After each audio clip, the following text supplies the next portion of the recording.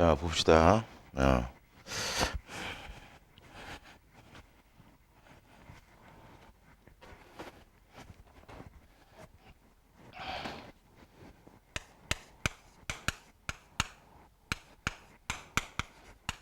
54페이지 독서제재 중에서 인문제재 나와 있고요.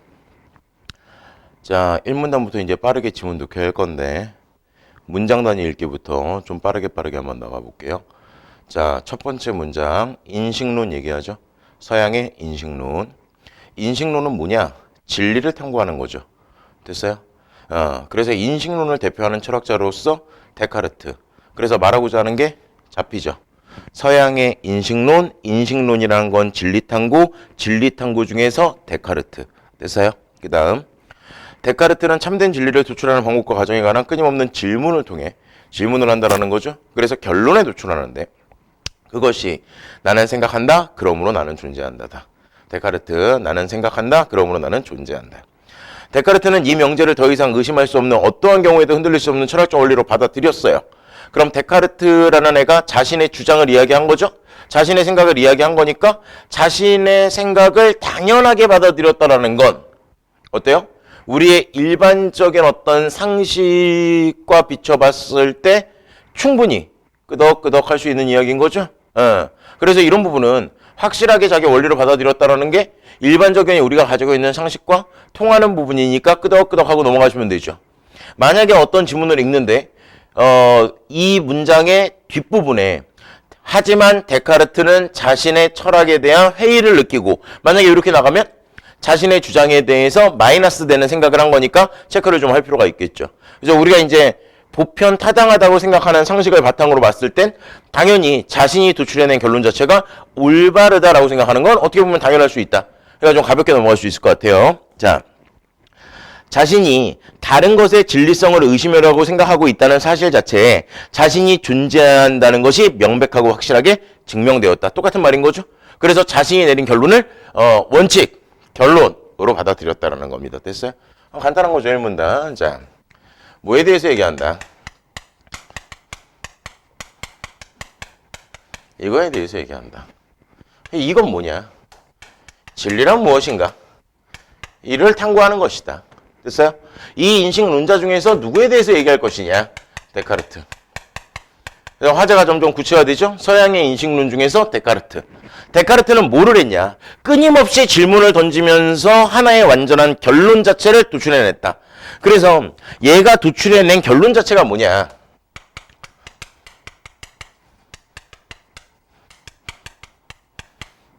그러므로 나는 존재한다. 이게 결론이다. 그러면 기본적으로 내가 존재한다라는 건 내가 생각이란 걸 하기 때문이다가 되겠죠. 맞아요. 무슨 말인지. 그래서 어떤 대상, 어떤 것의 진리성, 저것이 과연 진리인가, 진리가 아닌가, 저것이 과연 참인가, 참이 아닌가라는 걸 생각하는 내 스스로의 모습을 통해 내가 존재한다라는 건 알 수 있다라는 거죠. 이해가 되나요? 무슨 말인지. 내가 존재한다는 건 알 수 있다. 자, 이제 2문단 가봅니다. 데카르트의 이 명제는 요거 얘기하겠죠? 연관성. 인간 이성에 대한 믿음을 보여주는 것처럼 보이지만 실제로 이 명제는 데카르트에게 인간의 불완전성을 절감하도록 한다. 인간의 불완전성을 이야기한다고 그러네요. 인간은 의심하고 있는 상태로 존재하고 있다는 걸 확인할 수 있을 뿐 어떤 대상이라든가 어떤 외부적인 사물 자체가 진리인가 진리가 아닌가 참인가 참이 아닌가를 의심하는 상태로는 있을 수 있다는 거죠. 그것이 생각이니까 그 의심의 대상이 참인지 거짓인지를 확실하게 알 수 없다. 됐어요? 내가 어떤 꽃이라는 대상을 봤어. 이 내 눈에 들어오는 이 꽃이 과연 참인가 거짓인가 하는 거를 생각을 통해서 의심을 할 수는 있지만 이 대상이 내가 바라본 이 꽃이라는 대상이 진짜 참인지는 알 수가 없다라는 거죠. 이게 인간의 불안정성이 되는 거죠. 의심을 할 수 있지만 진짜 참인지는 알 수가 없구나. 됐어요? 자, 그 다음 결국 이 명제로부터 데카르트는 인간이 의지해야 완전한 존재로서 신을 인정해야 한다고 말한다라는 거죠. 아, 여기서 보면 이런 명제를 도출해냈는데 여기서 오히려 인간이 불완전하다는 걸 알았구나. 왜? 참인지 거짓인지 모르니까. 그러면 인간이 불완전하다는 걸 알았다라는 게 일종의 뭐가 되는 겁니까? 문제의식이라고 볼 수가 있겠죠. 일종의 문제의식. 그러면 어떤 문제의식 자체가 나오면 당연히 해결책 자체가 나와야 되죠. 그래서 뭐의 존재를 믿어야 된다? 신의 존재를 믿어야 된다. 됐어요? 자, 그 다음. 데카르트에 따르면 외부 물체에 대한 우리의 판단, 나아가 모든 과학이 보증되기 위해서 우리 지성이 신으로부터 나왔다는 사실을 먼저 받아들여야 돼. 우리가 머릿속에 가지고 있는 건 먼저 신으로부터 나온 거야. 신은 모든 진실들의 총체야. 모든 참된 사실의 근본 원리야. 그래서 이 신이 무한지성이야. 그래서 이 신은 모든 거에 대한 원리. 그거를 지금 얘는 무한지성이라는 단어로 쓰고 있는 거죠. 무한지성이야. 우리가 가지고 있는 유한지성은 무한지성의 일부이거나 그것의 산물일 뿐이야. 자, 그래서 우리가 가지고 있는, 우리 인간이 가지고 있는 건 무한지성이 아니야. 뭘 가지고 있어? 유한지성을 가지고 있다라는 거죠. 우리 인간이 가지고 있는 건 무한지성이 아니라 유한지성을 가지고 있어. 무한지성의 일부만 가지고 있을 뿐이에요. 됐죠? 자, 즉 나왔어요. 즉이 나오면 앞에서 설명한 내용을 다시 한번 요약 정리하면서 지문 구조상으로는 어떤 의미를 반복적으로 제시해 주는 거라고 그랬죠? 그리고 그래서 반복되는 내용은 중요하다고 얘기했습니다. 맞나요? 무슨 말인지? 자, 잘 한번 이해해 볼게요.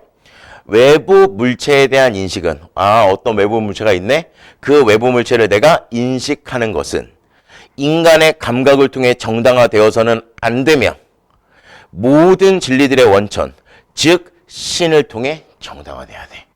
인간으로서 정당화되면 안 돼. 왜? 인간은 유한지성을 가지고 있으니까. 그러니까 정당화가 되려면 뭐를 통해서 정당화가 돼야 된다고? 무한지성을 가진 신으로부터 정당화돼야 된다고. 여기까지 이해됩니까? 지금까지 우리가 많이 연습했던 구조들이고 많이 연습해왔던 읽기 방법 그대로 적용하고 있는 겁니다. 다음 문단 볼게요. 데카르트에게 나는 생각한다, 그러므로 나는 존재한다라는 명제가 있으면 또 다른 서양 근대 철학자 버클리에게는 존재하는 것은 지각된 것이다라는 명제가 있다. 화제가 딱 바뀌죠? 이제 데카르트가 아니라 누구에 대해서 얘기한다? 버클리에 대해서 이야기한다. 버클리한테는 뭐가 있다? 존재하는 것은 지각된 것이다 라는 명제가 있다라는 거죠.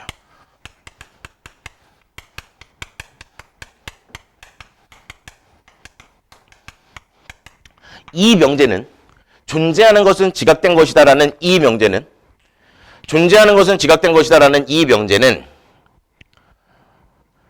지각되는 것만 존재한다. 됐죠? 존재하는 것은 지각된 것이니까 지각된 것만 존재한다. 혹은 지각되지 않으면 존재하지 않는다. 됐습니까? 낫이 붙은 거죠? 앞뒤로? 와 같은 말이래요. 우리는 흔히 지각이 관념과 그것을 야기하는 것처럼 보이는 외부 대상으로 이루어져 있다고 여긴대요. 그러나 버클리에게 따르면 우리가 지각하는 건 외부 대상 그 자체가 아니고 뭐라? 관념이다라는 거죠. 외부 대상 그 자체가 아니라 관념이다. 우리가 지각하는 건. 그래서 얘가 우등정보가 되는 거겠죠? 외부 대상이라는 것 자체가 버클리 입장에선 아닌 거니까. 또한 우리가 지각하지 않는다면 외부 대상은 존재하지 않는다. 존재하는 것은 지각된 것이야. 우리가 지각하지 못했으니까 외부 대상은 존재하지 않아. 어떤 식의 느낌인지 알겠나요? 자, 그러므로 버클리의 주장은 관념만 존재한다. 관념이라는 단어 반복되고 있죠? 외부 대상이 아니야. 관념이야. 됐어요? 자, 그러므로 버클리의 주장은 관념만 존재한다. 관념이 아닌 것은 없다라는 의미로 풀이되고요. 버클리는 외부 대상이 관념을 야기하는 것도 아니며 관념과 관념은 추론관계를 맺을 수 있지만 인과관계는 맺을 수 없기 때문에. 됐어요? 무슨 말인지? 외부 대상이 관념을 야기하는 것이 아니다. 추론은 가능하지만 인과는 안 된다. 추론에다 동그라미 치고 인과에다 세모 칠까요? 추론은 되지만 인과는 안 된다. 됐습니까? 자, 그래서 관념의 원인은 다른 관념일 수 없어. 원인이라는 건 인과 안에 들어가는 거죠. 추론은 가능하지만 인과는 안 되니까 원인으로서 작용할 수 없다라고 얘기하는 거죠. 그렇기 때문에 관념을 야기하는 것은 관념을 지각하는 주체, 즉 지각 주체이다. 이 관념은 누가 가지고 있는 거냐면 지각 주체가 가지고 있다는 거죠. 지각 주체가 가지고 있다는 거죠. 존재하는 것은 지각된 것이다라는 명제로부터 버클리는 존재하는 모든 것은 지각 주체에 의존하여 지각 주체에 따라 달라진다는 점을 강조하고 있는 것이다 라고 이야기하는 거죠. 여기까지 됐나요? 자,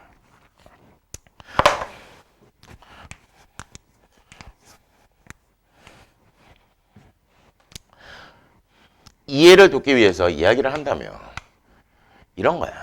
자, 외부 대상이 먼저 있다고 치자. 외부 대상.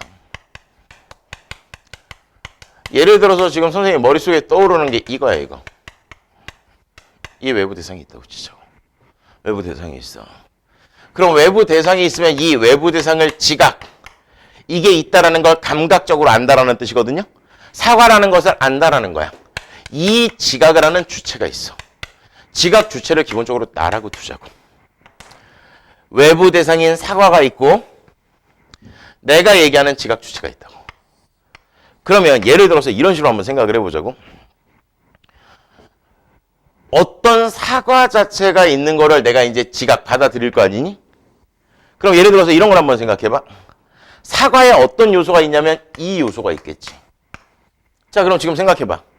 사과라는 대상을 너희들이 직접 보고 있진 않아도 사과라는 단어를 들으면 머릿속에 떠오르는 어떤 이미지가 있을 거야. 그런데 우리가 실제로 어떤 외부 대상인 사과를 본다고. 그리고 지각 주체인 내가 이 사과를 보고 나서 뭐라고 생각했냐면 빨갛다라고 생각했어. 빨갛다. 사과가 빨갛다라고 생각했어. 그럼 봐봐. 이 사과는 실제로 빨강색만 있나? 붉은색도 있지만 노란색도 있고 약간 녹색도 있고 여러 가지 색깔들 자체가 섞여 있겠지. 그래서 나는 이 외부 대상을 보면서 아, 빨간 사과네 라고 생각을 하지만 이거는 내 머릿속에 들어오는 내가 느끼는 관념일 뿐 실제 외부 대상이 빨갛기만 한 거는 아니다라는 뜻인 거야. 그렇기 때문에 동일한 사과를 받았다 할지라도 A는 빨갛다라고 느낄 수 있고 B는 약간 녹색빛이 난다라고도 느낄 수 있다라는 거야. 오케이? 그래서 이 외부 대상에 대해서 지각 주체가 바라보는 관점이 주관적으로 다양하기 때문에 빨갛다라고 얘기하든 녹색이라고 얘기하든 이게 외부 대상 자체를 얘기하는 게 아니라 지각 주체가 받아들여서 형성된 관념일 뿐이다라는 이야기인 겁니다. 대충 정리됐나요? 자, 마지막 문단 볼게요. 버클리의 이러한 주장에 대해 모든 것이 지각 주체에 의존한다면 진리는 없는 것이 아니냐는 회의주의적 비판이 제기되기도 하였는데 라는 거죠. 그래서 이 버클리의 논리에 대해서 뭐가 제기가 되냐면 비판이 제기가 됐어요. 그럼 동일한 거야. 아까 데카르트에서 데카르트는 자기 스스로 이 명제를 통해서 인간은 불완전하다고 생각해서 신이라는 존재 자체를 믿어야 된다라고 얘기를 했죠. 여기 버클리는 이 명제를 통해서 얘기를 했는데 이 명제를 가지고 비판을 받았다고. 비판을 받았으면 이 비판에 대해서 답변을 해야 될 거 아니겠습니까? 자, 그래서 비판의 내용 자체가 뭐냐면 야, 모든 게 다 지각 주체에 의존하면 네가 말했듯이 우리 인식론은 진리를 탐구하는 건데 이 진리라는 거 없는 거 아니니? 라고 이야기한다라는 거죠. 이에 대해 버클리는 무한정신의 개념을 제시한다. 비판을 받았으니까 이제 그거에 대한 자신의 어떤 의견 자체를 얘기해야 되겠죠? 그래서 얘가 얘기하는 것 자체가 무한정신의 개념이에요. 이 비판에 대응하기 위한 게 무한정신의 개념이다. 됐습니까? 자, 존재하는 모든 관념들의 총체가 자연이에요. 자연이 뭐라고요? 관념들의 총체. 관념들의 총체가 자연입니다. 이 자연을 생기게 한 뭐가 있을 수밖에 없다? 정신이 있을 수밖에 없다. 지각 주체가 느끼는 관념들을 다 종합한 것 자체를 자연이라고 얘기한다면 이 자연을 생기게 한 정신이 있을 수밖에 없다. 됐습니까? 왜냐하면 이 관념이라는 건 지각 주체에 의해서 생기는 거니까요. 자, 버클리는 이 정신을 자연의 저자, 다른 말로 무한정신이라고 칭한다라는 거죠. 그래서 관념을 생기게 한 정신이 무한정신이지. 그래서 이 무한정신이 있어서 자연이라는 것 자체가 생기는데 이 자연 자체는 기본적으로 모든 관념들이 합해진 거다라는 거죠. 모든 관념들이 합해진 거다라는 거죠. 자, 무한정신은 자연을 구성하는 모든 정보들에게 작용을 가해요. 그 모든 정보들을 파악하고 있는 존재예요. 어딘가인가 존재해요. 정확하게 모르겠지만 어딘가인가 존재한다고요. 얘가 이 무한정신 자체가 자연을 만들었기 때문에 이 무한정신이 자연에 영향을 끼칠 수 있겠죠. 됐죠? 버클리는 지각 주체인 나는 정신이자 실체로서 무한정신에 의존하고 내가 지각하는 것은 내가 만든 것이 아니기 때문에 나는 무한정신이 아닌 유한정신이라고 규정한다라고 얘기하는 거죠. 그래서 지금 여기서 말하는 지각 주체인 나는 뭐가 되는 거냐면 유한정신이 된다라는 거야. 왜 이게 유한정신 자체가 되는 거냐면 이런 거죠. 이 무한정신은 모든 관념을 다 만드는 거죠. 무한정신은 모든 관념을 다 만드는 건데 지각 주체인 나는 모든 거를 다 알 수 있나요? 모든 거를 다 알 수 없지. 모든 거를 다 알 수 없고 뭐만 알 수 있을 뿐이야. 나한테 지각된 것만 알 수 있다라는 거야. 그래서 모든 거를 이루게 하는 정신이 무한정신이라면 나는 내가 느끼고 내가 받아들이는 것만 느낄 수 있으니까 유한정신이란 말로 이야기한다라는 거죠. 됐죠? 버클리는 우리가 지각하는 것이 유한정신이 아닌 무한정신에 기반하는 것이기 때문에 진리가 인정될 수 있다. 우리가 지각하는 건 무한정신에 기반한다라는 거죠. 존재하는 것은 지각 주체에 의해 지각되는 것이지만 지각 주체의 지각은 자연의 근본이 되는 무한정신에 의거한다라는 거죠. 지각 주체가 뭔가를 느낀다라는 것 자체가 얘가 유한정신이긴 하지만 정말 그냥 주관적인 유한정신이 아니라 이 무한정신에 기반한다라는 내용인 겁니다. 약간 좀 추상적이죠. 어쨌든 지문 내용은 이래요. 자,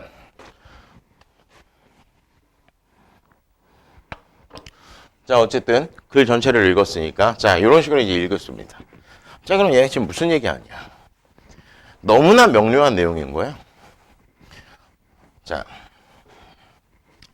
글을 읽었으니까 문제풀이 들어가기 전에 이 글에서 지금 우리한테 뭘 얘기하는지 살짝쿵 한번 정리를 한번 해보고 들어가도록 합시다. 자, 보세요.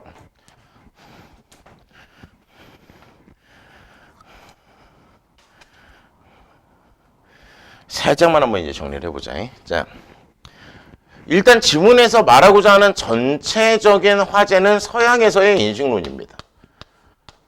됐죠? 인식론이라는 건 진리를 탐구하는 거예요. 서양에서 인식론에 대해서 얘기하는데 학자 2명에 대해서 얘기하죠. 이렇게 두 대상 자체가 나오면 공통점이 있고 차이점이 있을 거다. 근데 이런 식의 지문 구성에서 뭐가 공통점이 되냐면 둘 다 서양의 어떤 인식론에 대해서 이야기했다라는 게 기본적인 공통점으로 깔고 가는 거죠. 인식론자 둘이니까. 그래서 첫 번째 누가 나오냐면 얘가 나온다. 두 번째 누가 나오냐면 얘가 나온다. 됐나요? 자, 그럼 우등용모 한번 생각해 볼게요. 얘도 자기가 주장하는 명제가 있고 얘도 자기가 주장하는 명제가 있어요.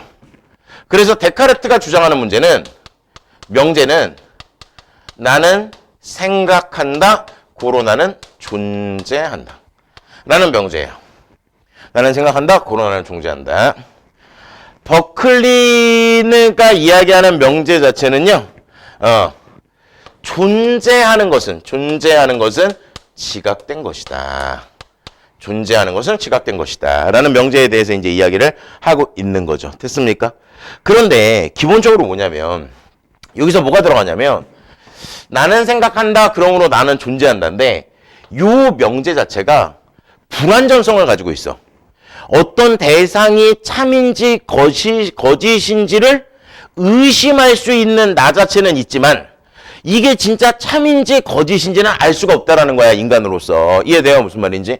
그래서 이 명제가 인간의 불완전성을 이야기하는 명제이기 때문에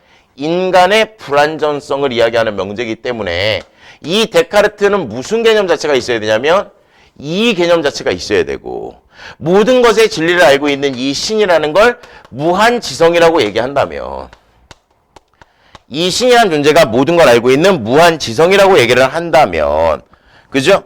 이 인간 자체는 뭐가 되는 거냐면 우리가 가지고 있는 것 자체는 유한지성일 뿐이다. 따라서 신을 통해서 봐야 된다라고 이야기하면서 이런 식으로 나옵니다. 그러면 마지막에 중요한 게 나온다라는 단계적 서술에 따라 어떤 개념 자체가 중요하겠냐면 유한지성과 무한지성의 개념 자체가 중요하겠죠. 흐름은 이래요. 버클리는 이제 이렇게 얘기합니다. 버클리는 이렇게 얘기하는데 버클리 자체가 비판을 당하잖아요. 야, 지각 주체가, 그러니까 버클리의 이 얘기는 뭐냐면 지각 주체가 지각한 뭐밖에 없다. 관념밖에 없다. 외부 대상이 아니다. 요 얘기를 합니다. 야, 그러면 지각 주체가 이야기하는 관념밖에 없으면 진리는 없는 거 아니야? 라는 비판 자체를 당하게 되죠. 이 비판 자체를 당할 때 얘가 지금 나오는 것 자체가 뭐냐면 이런 개념이 나오는 거예요. 얘는 무한 정신이라고 나오는 거죠. 그래서 모든 관념 자체를 만드는 애가 무한 정신이야. 모든 관념을 만드는 애가 무한 정신이야. 그랬을 때 이 지각 주체는 모든 걸 다 만들지 않고 내 것만 만들 수 있으니까 뭐를 가지고 있어? 신을 가지고 있어. 근데 이 유한 정신을 가지고 있는 애도 어떤 외부 대상 자체를 지각하는 건 무한 정신의 기반에 있는 거기 때문에, 그러니까 결국 얘로 인해서 만들어진 거기 때문에 진리는 있을 수 있다. 뭐 이제 이렇게 얘기되는 거죠. 그럼 그 전체가 이제 이런 식으로 정리가 되는 겁니다. 그럼 누가 보더라도 가장 어렵게 문제가 나올 수 있는 것 자체가 유한지성과 무한지성, 그 다음에 유한정신과 무한정신과 관련해서 킬러 문제 자체를 구성하겠죠. 됐나요? 자, 문제 볼게요. 16번입니다. 버클리는 무한정신이라는 개념을 통해 진리의 실체를 의심하였다. 자, 문장 읽기, 서술어 중심. 버클리는 진리의 실체를 의심했어요? 진리의 실체를 의심했다는 건 말이 안 되는 거죠? 버클리를 비판한 사람들이 야, 그럼 진리가 없는 거 아니야? 라고 얘기를 한 거지. 버클리는 진리가 입증될 수 있다라고 얘기했습니다. 됐나요? 자, 17번 문제. 데카르트와 버클리의 공통점 나왔죠. 두 개의 대상 자체가 나오면 당연히 문제가 나올 수 있는 것 자체가 공통점이 나올 수도 있고 차이점이 나올 수도 있다. 됐어요? 자, 그럼 보면 영구불변하는 진리는 존재할 수 없다? 존재할 수 있죠. 진리는 공동체의 판단? 둘 다 공동체는 안 나왔죠. 진리란 나의 밖에 있는 절대적 존재의 근거, 나의 밖에 있는 절대적 존재의 근거, 나의 밖에 있는 절대적 존재의 근거, 나의 밖에 있는 절대적 존재의 근거. 이해되나요? 무슨 말인지. 됐어요? 선생님이 항상 얘기하지만 지문에 쓰여진 단어 그대로 정답 선지를 만드는 건 아니에요.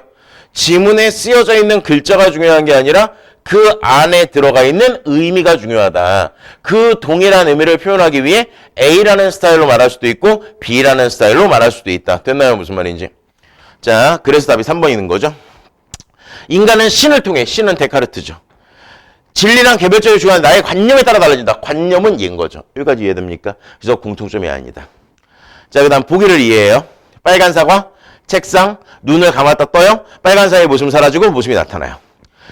자, A의 견해라고 얘기했는데 여기서 A라는 애가 이제 얘입니다. 얘가 A의 견해잖아요. 얘는 뭐가 중요하다? 지각 주체와 관념이 중요하다. 이게 우등용부 아니겠습니까? 선지 1번, 관념이라 할 수 있다? 맞죠? 선지 2번, 존재하는 것이라고 확증할 수 없다? 확증할 수 없겠죠.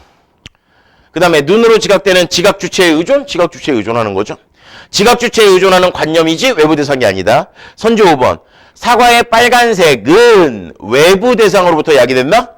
얘는 외부 대상으로부터 뭔가 야기가 되는 게 아니라 중요한 것 자체가 관념이다가 되는 거죠. 그래서 답이 5번이 되는 겁니다. 버클리의 관점은 외부 대상은 아니고 관념이라고 얘기했으니까. 19번 문제. 윗글과 보기를 관련지어 이해한 거네요. 자연주의 인식론자라고 불리는 콰인에 대해서 얘기하죠. 물리학 이외의 철학은 없으니까 물리학만 있다 뭐 이런 거네요. 그는 사변적 능력이나 선언적 능력에 의존하지 않는 과학을 통해서만 진리의 세계를 탐구할 수 있다. 그러니까 과학 중에서도 이제 물리학을 얘기하고 있는 거죠. 우리가 믿고 의존할 수 있는 건 오로지 인간이 경험적으로 증명할 수 있는 과학일 뿐, 과학은 그 자체로 의심할 수 없는 인식에 대한 법칙과 원리다. 과학만이 진리다. 경험만이 우리가 믿을 수 있는 거다. 뭐 이런 이야기 하는 거잖아요. 과학 중에서도 물리학이 중요하다. 뭐 이런 이야기 하고 있는 겁니다. 선지 1번. 데카르트는 과학적 진리라는 것도 무한지성의 일부거나 사물이다. 데카르트, 무한지성. 됐죠? 절대적인 거니까. 데카르트는 경험적 증명에 의해 도출된 명제도 의심의 대상. 됐습니까? 데카르트가 이 명제를 끄집어낸 것 자체가 모든 걸 의심하면서 질문을 던지면서 깨달은 거니까 맞죠. 3번. 데카르트는 인간의 감각을 통해 정당화되는 과학적 원리와 법칙을 모두 진리와 인정할 수 있는 건 아니야. 왜? 무한지성 자체를 믿어야 되니까. 버클리는 과학 역시 지각 주체인 인간에 의해 지각되어야만 진리로 존재할 수 있다. 진리에다 동그라미 쳐볼까요? 버클리는 진리로 존재하기 위해선 뭐가 필요하다? 무한 정신이 필요하다라는 거죠. 인간에 의해 지각되는 건 유한 정신이죠. 유한 정신으로는 진리를 획득할 수 없다. 그래서 진리가 나왔으니까 얘가 돼야 되는 겁니다. 그래서 정답 4번이 되는 거고요. 버클리는 과학도 자연에 포함되기 때문에 자연을 생기게 한 정신에 의거한다. 자연을 생기게 한 정신, 무한 정신이 되겠죠. 됐나요? 무슨 말인지? 이렇게 보시면 될 것 같고.